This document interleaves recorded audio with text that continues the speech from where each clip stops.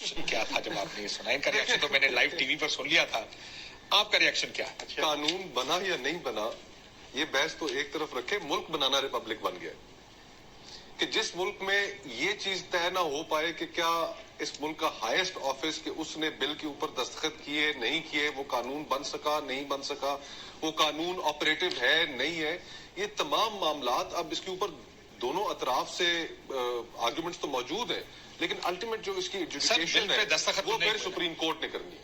मैंने ये सारी बातें, वो कैसे जाएगा? ये जितनी आपने सारी ये फाइन लीगल पॉइंट्स जो आपने और सवालात जो उठाए, इसके ऊपर एजुकेट तो सुप्रीम कोर्ट ने करना है। लेकिन मैं इसको ऐसे देख रहा हूं कि ये काशिफ भाई ये सारी मीनिंगलेस कॉन्वर्सेशन है। इस गुफ्तगू का पाकिस्तान को कोई फायदा नहीं है। इस गुफ्तगू ने पाकिस्तान के जो बहरान है उसको मजीद बढ़ा दिया। आज आपकी स्टॉक मार्केट 750 पॉइंट गिरी है।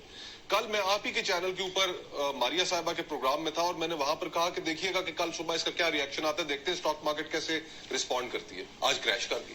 हम अपने मुल्क के अंदर बहरान को खत्म नहीं कर रहे।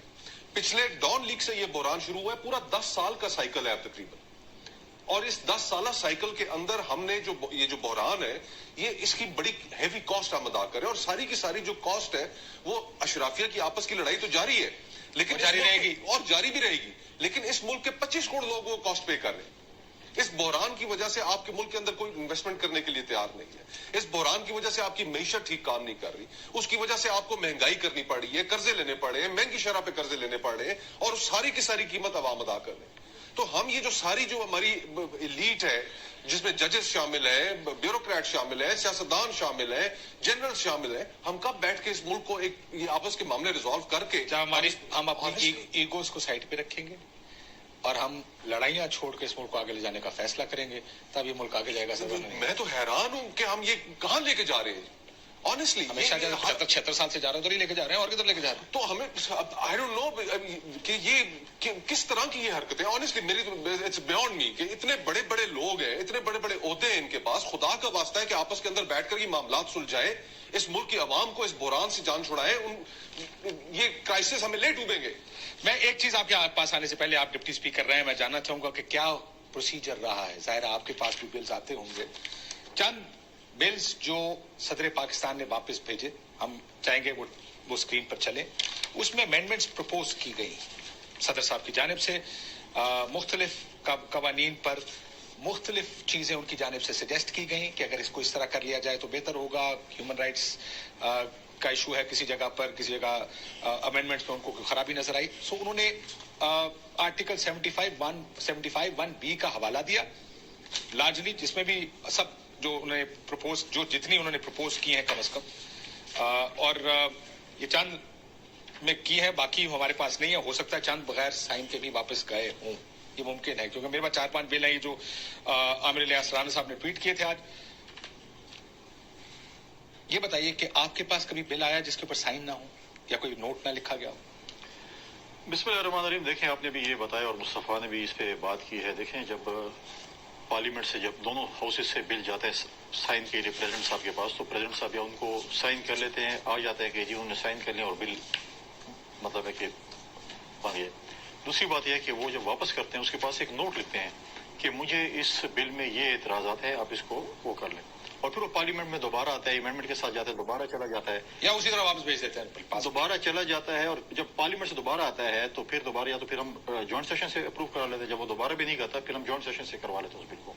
लिहाजा ये जो बिल है जिसपे उन्होंने बात की है कि मुझे ये 2 दिन 24 घंटे चल रहा था टीवी पे कि जी ये बिल जो है वो बन चुका है, बिल साइन हो चुका है। उन्होंने तो कहा ना मुझे मिसलीड किया गया, झूठ बोला गया मेरे से। देखिए, जब हम एक वर्जन है उनका, हम तो बड़े छोटे सौदों में रहे हैं। प्रेसिडेंट प्राइम मिनिस्टर साहब को जो है जो क्लिपिंग्स जाती हैं मीडिया की रोजाना, उस पर जाती हैं क्लिपिंग्स के ये आपकी एक्टिविटीज है, ये आपके हक में, आपके खिलाफ है, वोट है, और जो भी अपडेट हो नाश्ते की टेबल पे उनको मिलती है। तो डेफिनेटली प्रेसिडेंट और प्राइम मिनिस्टर और बाकी जो भी होते हैं वो उसको देखते हैं कि यार ये क्लिप। सर आपके भी प्राइम मिनिस्टर ने एक दफा तकरीर में कहा था मैं पीएम कोई नहीं, उसने भी कुछ तो हुआ था ना। फिर एक तकरीर में उन्होंने कहा था स्टेट विद इन स्टेट है, यहाँ पे उसने भी कुछ हुआ था। मसला ये कि let's be fair about comments. क्या बोले, क्या कहें इसको, कुछ ना कहें। मैं तो आपको मैं क्या कह रहा हूँ, इन्होंने बनाना रिपब्लिक की आजादी का नोटिस दे रहा हूँ जी आपको। नहीं तो मैं इन्हों के ना दियो, वो चलो पीएम नहीं पीएम है ना, एक ही है प्रेसिडेंट नहीं, कुछ और कह लो। नहीं दसो, तुसी दसो وہ میں کیوں دسا جو شخص سب سے پورے پاکستان میں حلف لیتا ہے ہر عہدے کا، وہ کہہ رہا ہے کہ خدا کو میں حاضر ناظر جان کر کہتا ہوں کہ میں نے یہ نہیں کیا، آپ اس کی بات نہیں مان؟ اچھا دیکھیں اب ٹھیک ہے، یہ فیکٹس اب بات ہے، چلو پارٹی کے اندر بھی دیکھیں ایک ویو یہ ہے تو کون ڈیزائن کر باہر جاؤ یہ کرو وہ کرو. ایک فرض اللہ بابر صاحب کی ٹویٹ آپ نے دیکھی ہوگی، وہ پارٹی کا ایسا نہیں رہے، میں ان کی طرح ان کو بھی نکالنے لگے. اب دیکھیں جی ان کو ٹویٹ پہ نہیں اپنے خواہش کے مطابق ہے. آپ ایسے لوگوں کو پارٹیوں میں آپ کیوں ہمیں مسلیڈ کرتے ہیں کہ آپ کو ٹویٹ پہ نکالا گیا تھا؟ یہ دوسرا ٹھیکہ نہیں تو لوگوں کو پارٹی آن لے جانا تھا. تھی لکھتا نا سر نہیں آپ کو ایک سیکنڈ آپ کی خواہش پہ نکالا گیا ٹویٹ پہ نکالا گیا؟ یہ میرا دوست ہے، یونیورسٹی میں ہم اکٹھے رہے. سوال کا جواب دیتے ہیں ٹویٹ پہ نکالا گیا یا آپ کون سے ایجنڈے پہ کام کر سوال پوچھ رہے ہیں؟ آپ نے کہا ہم تو لوگوں کو لانے والے ہیں. ٹھیک ہے اب ایک بات، چلو ہم نکالنے والے بھی ہیں نا. ہم نہیں میں کوئی نہیں چاہتا کہ کوئی ہماری پارٹی سے نکلے. ہم اس بات پہ اگری کر لیں، چلو ہم اس پہ ڈیبیٹ کر لیتے کہ پریزیڈنٹ صاحب کی بات ہم نے مان لی، ان کی ٹویٹ ہم نے مان لی، انہوں نے خدا کا واسطہ دیا. ٹھیک ہے اس کے بعد آج انہوں نے آرڈر کیا کہ میرے سیکرٹری کو ہٹایا جائے اور اس کو لا جائے. فار ایگزامپل آج ہم یہ مانتے ہیں کہ انہوں نے شاید کوئی تفتیش کی ہوگی اور اس کے سیکرٹری نے غلط کام کیا ہوگا، تو اس سیکرٹری نے جو پورے پاکستان کے پریزیڈنٹ کو اس نے پورے دنیا میں بدنام کیا، اس کی یہ سزا ہے کہ اس کو ٹرانسفر کر دیں. پھر اس کو کیا سزا دی؟ تحقیقات ہونی چاہیے آپ کے خیال میں کہتا ہوں تحقیقات ہونی چاہیے. اس کے بعد جو بھی قصوروار ہے، اس کے بعد اگر پریزیڈنٹ قصوروار ہے، ان کا استعفیٰ تو بہت پرانا پینڈنگ پڑا ہوا ہے، جو انہوں نے آئین کی خلاف ورزی کی جب اسمبلی توڑی تھی تو پرانا قرضہ بھی پڑا اس کا. لیکن ہم بھی کہتے ہیں آئین کی خلاف ورزی کا جو انہوں نے اسمبلی توڑی ابھی توڑی ہے جو نہیں، جو پچھلی دفعہ اچھا پچھلے وقت وہ پرائم منسٹر نے ان کو ایڈوائس بھیجی تھی نا. انشاءاللہ میں آپ کو بہت جلدی بادام کا گفٹ بھیجوں گا تاکہ آپ کا. سر مسئلہ یہ ہے کہ پریزیڈنٹ کو آپ کہتے ہیں کہ وہ یہ فیصلہ کرے. نہیں یار میرا خیال ہے غلط بھی. کاشف بھائی ایک اور بھی چیز ہے اس پہ یہ کیا بات کر رہے ہیں؟ بات وہ کریں جو میں کہہ رہا ہوں، میں کہتا ہوں صدر کو پی ایم کی ایڈوائس آ گئی ہے. نہیں میں کہتا ہوں He has to act on that advice. میں کہتا ہوں آپ کہتے ہیں نہیں جی یہ ایڈوائس ٹھیک نہیں، ہماری والی ایڈوائس ٹھیک ہے، وہ کیسے فیصلہ کریں؟ آپ یہ ہے کہ میں یہ کہتا ہوں عدم اعتماد کی تحریک شروع سے میں یہ کہتا ہوں کہ پریزیڈنٹ صاحب کی ٹویٹ ہم مان لیتے ہیں، انکوائری ہونی چاہیے نا.